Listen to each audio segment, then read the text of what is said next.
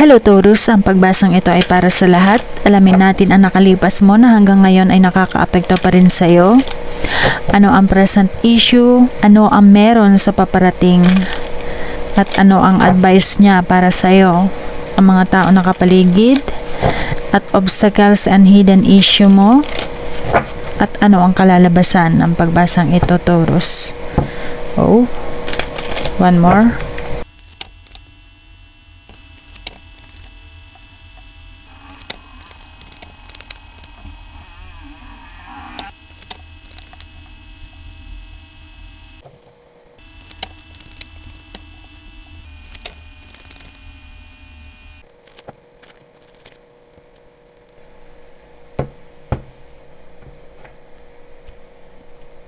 Okay.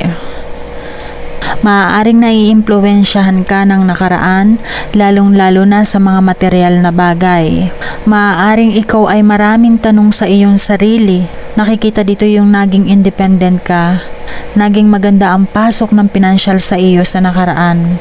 Sabihin na natin na naging masagana ka sa nakaraan, na iyon hanggang ngayon ang iniisip mo. Maaaring yung iba sa inyo retired na, tumigil na sa trabaho, o iniisip mo ngayon dahil ikaw ay tumigil na sa pagtatrabaho, maaaring nanghihinayang ka pa rin sa kabilang banda.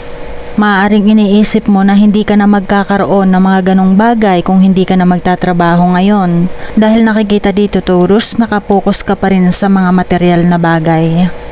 Dahil sa iyong kasulukuyan na sitwasyon, nag-iisip kang muli kung ikaw ba ay magtatrabaho ulit, o dahil sa iyong mga obligasyon at parang hindi ka sanay nang hindi ka nagtatrabaho, nagbabalak mga ibang bansa, o maaaring nagbabalak kang magnegosyo. Maaaring ikaw ay napapaisip kung ikaw ba ay mga ibang bansa muli para magkaroon ng puhunan, marahil dahil meron pang obligasyon, o maaaring may mga tao pang umaasa sa iyo. Yung kung ano yung meron sa iyo ngayon na natitira, maaaring yun ang inaasahan nila. Kaya ngayon, napapaisip ka kung ikaw ay mga ibang bansa muli o magtatrabaho. Pero nakikita rin dito yung pagod mong nararamdaman, Taurus. Yung gusto mo nang sumuko. O maaaring nasa ibang bansa ka ngayon na gusto mo nang umuwi para magnegosyo na lamang. Pero dahil nga sa maraming obligasyon, nagtitiis ka pa. Iniisip mo yung sitwasyon ng iyong buhay. At maaaring yung iba sa inyo dahil sa pagod ng katawan, nakikita dito yung kalusugan mo ang naaapektuhan, Taurus. Maaaring may iniinda ka sa iyong kalusugan na hindi mo lamang pinapansin o inililihim mo sa iyong pamilya. Moderation is the key para sa magandang kalusugan. Ang bigat ng iyong pakiramdam, ang bigat ng iyong obligasyon, ang dami mong iniisip, at yung iba naman ngayon nakakaramdam ng kakapusan sa pinansyal. Unang-una sa lahat, ang obligasyon mo ang nagpapahirap sa iyo, o maaaring pinanghihinaan ka na ng katawan, nahihirapan ka na ngayon sa iyong kasalukuyan trabaho. Marami pang umaasa sa iyo. Maaaring hindi ka man lang dito makapagpahinga dahil sa iyong mga obligasyon. Ito yung meron sa iyong future, magandang balita. Kung may hinihintay kang balita about sa iyong inaplayan, magandang balita ang nakikita. At ito ay napakabilis at maaaring magkaroon ng isang solusyon sa iyong problema. Huwag mag-alala, Taurus. Dahil ang 8 of Wands ay positive, magiging mabilis ang mga pangyayari. Maaaring magkaroon agad ng solusyon kung ano yung pinoproblema mo ngayon, lalong-lalo na about sa trabaho. At ito naman ang advice para sa iyo. Pakaganda nito, Taurus. Sinasabi dito kung ano man yung gusto mong simulan muli o gusto mong simulan, huwag kang magdalawang isip dahil nandito ang The Sun, Ace of Pentacles at ang The World. Ace of Pentacles pa lamang, financial new beginning, new financial opportunities, bagong trabaho, new business, money investment, savings, prosperity, security, stability, abundance, manifestation. Saan ka pa, Taurus? Kaya huwag kang magdalawang isip sa kasalukuyan. Kailangan mo lamang magtiyaga. Sinasabing huwag kang susuko. Para matupad ang iyong pinapangarap, patience at balanse ay kinakailangan sa iyong kasalukuyan na sitwasyon. magkakaroon ng clarity. 8 of Wands pa lang, ang ganda-ganda ng balita nito. Andito pa rin ang dasan, ang clarity, bibigyan ka ng liwanag ng dasan kung ikaw ay naguguluhan, Taurus. And the world, sinasabi niya na hindi man ganun kaagad-agad matupad ang iyong pinapangarap, pero nakikita naman dito ang success. Very positive ang hatid nito para sa'yo. Yan ang dala ng advice para sa'yo. At yung iba sa inyo kung naghihintay na magkaroon ng love life, nakikita rito, ito ay magandang simula para sa usaping pag-ibig. Maaaring may makilala ka, maaaring agad ito ay mauwi sa kasalan. At nakikita dito na maaaring may isilang, Taurus. Okay, at dahil dyan, nandito ang Queen of Wands. Ito yung taong laging nasa side mo, o maaaring lagi mong kasama. Maaaring ito yung nag-a-advise sa'yo. Energetic at strong ang babaeng ito. Masayahin, independent woman, confident. Kung ikaw ay binibigyan ng advice ng babaeng ito, maniwala ka sa kanya dahil ang taong ito ay marami ng experience sa buhay. O maaaring nag-o-offer ito. Maaaring siya ay magbibigay ng suporta o tulong sa iyo, Taurus. Magandang balita ang ibibigay na tulong nito. At nakikita rin dito ang pregnancy. Remember, yung sinabi ko sa iyo kanina, Taurus.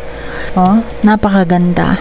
Kung hindi mo pa naman ito kilala, napakaganda ng timing. Ito na yung magandang hatid ng pagkakataon para maging kaibigan mo ang taong ito. At sa iyong kasalukuyan na sitwasyon, napapalibutan ka naman ng mga mabubuting tao, Taurus. Nakikita dito yung uri ng magagandang kaibigan. At nakikita dito ang mga selebrasyon, Taurus. Kaya nakikita dito na maaaring marami kang makilala.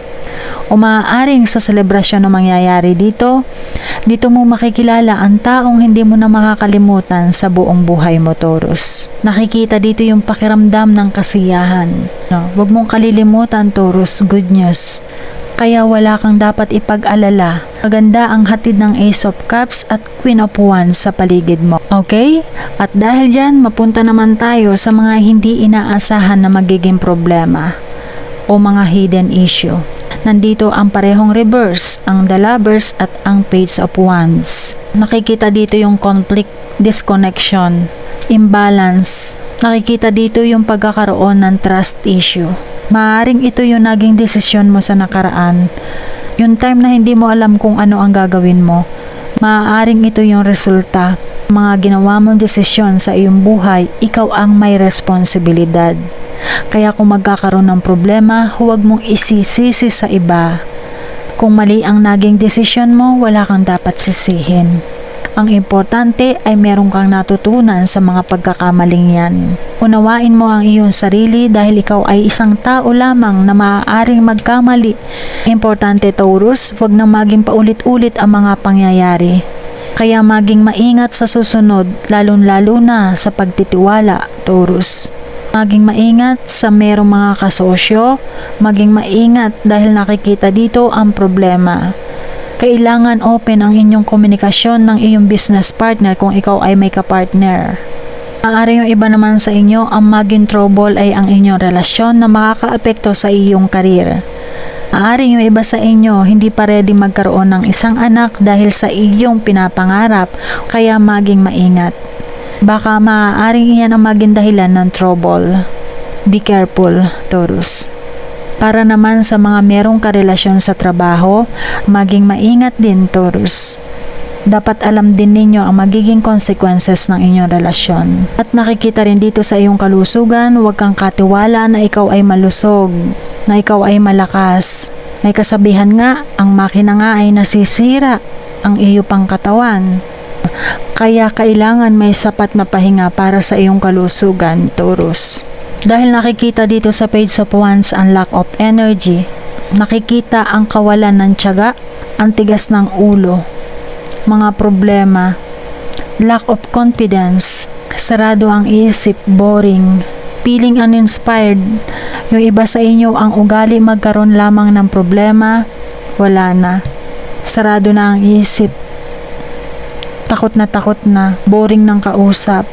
Maaaring sa darating na problemang ito, mawalan ka ng tiyaga, pagiging tamad, Kung hindi ikaw ito, Taurus, maaaring merong taong maka-impluwensya sa iyo. Ang taong ito ay walang plano sa buhay, kulang sa mga ideas, kulang sa ambisyon, spoiled, walang tiwala sa kanyang sariling kakayahan. Yung wala pang sinisimulan, bali-balita pa lamang, mauuna-una na itong mag-predict. Huhulaan na niya kung ano yung mangyayari.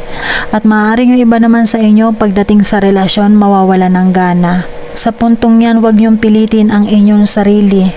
Huwag niyong ipagpatuloy kung alam niyo namang wala ng patutunguhan ang inyong relasyon, Taurus. Usahin ang inyong mga sarili dahil lamang sa inyong relasyon. Sinasabi nga, ang hinog sa pilit ay walang magandang maidudulot. At dahil dyan, ang naging final outcome ay ang Six of Swords at ang The Chariot. Ang Six of Swords, nakikita dito na nagmumove ka nga pero dala-dala mo pa rin ang sakit, ang problema kahit saan ka magpunta, Taurus. At tingnan mo ang tubig sa kabilang side at sa kabilang side. No? Maalon sa kabila naman ay tahimik. Kaya kahit saan ka magpunta, ibig sabihin lamang dala-dala mo pa rin ang iyong problema, Taurus. Marami mang mga challenges o balakid.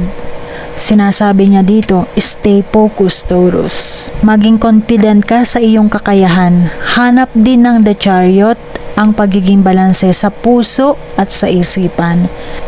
Kaya kung dumaranas man yung iba sa inyo sa problema sa relasyon, communication is the key. Kung talagang mahal nyo pa ang isa't isa, magsikap na maayos ang inyong relasyon. Minsan kasi, Taurus, kailangan natin ng privacy para dun mo marirealize kung ano yung mga kakulangan. Dun mo marirealize na mahal ko pala talaga ang taong ito. Para mapagtanto nyo kung ano yung kahalagahan ng bawat isa. Yan, nabubulol na po ako. Ano man ang mga problemang nararanasan o dumarating sa buhay mo, huwag kang mawawala ng pag-asa. Huwag mag-alala, malalagpasan din ang mga problema o sakit dulot ng mga nakaraan. Okay? At iyan ngayon ang naging pagbasa mo, Taurus. Gawin mo lamang itong gabay kung iyong nais. Kita-kits po muli. Number 1 Rashi po. Paki-like and subscribe na. Thank you! Bye-bye!